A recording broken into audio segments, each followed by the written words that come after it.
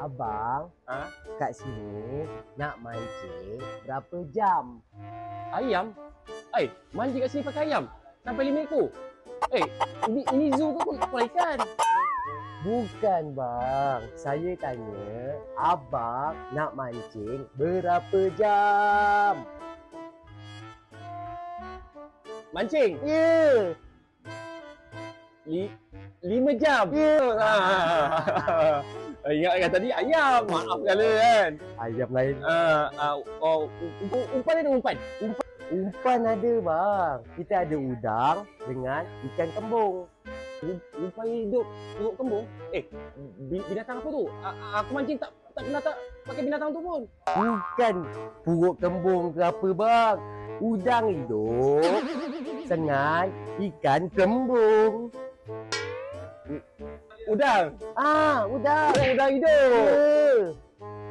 Ya. Ikan. Kembung, ikan kembung. Ikan kembung. Cakap dah. Dia bagi umpan hidup pula kembung lah ni. Boleh nak cerita bekas?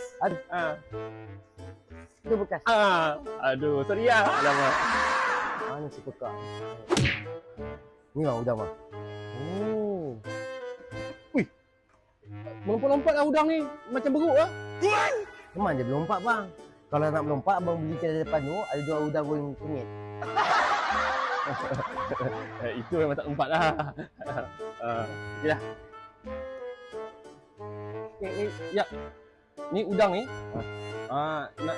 Nak mancing. Nak cangkuk kat mana? Udang ni abang ambil. Ni mata air. Ni mata air. Cangkuk ni. Makan bontot je. Makan bontot.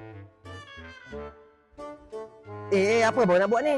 Ini bontot saya. Saya kata bontot udang. Alah, nak kurang pun sangat tak boleh. Aduh. Okey. Okey. Assalamualaikum. Wait, siapa wait? Dia tergecoh dengan wait tadi? Ni bos saya. Oh, bos. Lama tak pernah nampak. Pemancing baru. Pemancing baru. Kalau ada pemancing baru, kita nak perkenalkan minggu ni kita ada Sunday Kamikaze. Dia nak lawan-lawan US Kaci. Om jemput datang. Semua boleh jemput datang. Bagi tahu saya poster. Tengok, poster dia. Jadi, apa-apa bagi tahu lebih detail. Bos. Pekak abang dia tak gini. Pekak. Lah, betul dia. Biar aku meliti lagi tadi. Pekak. Ya Okey kan, Assalamualaikum, salam sejahtera. Macam biasa, Sunday berjenahak berkaci. Okey.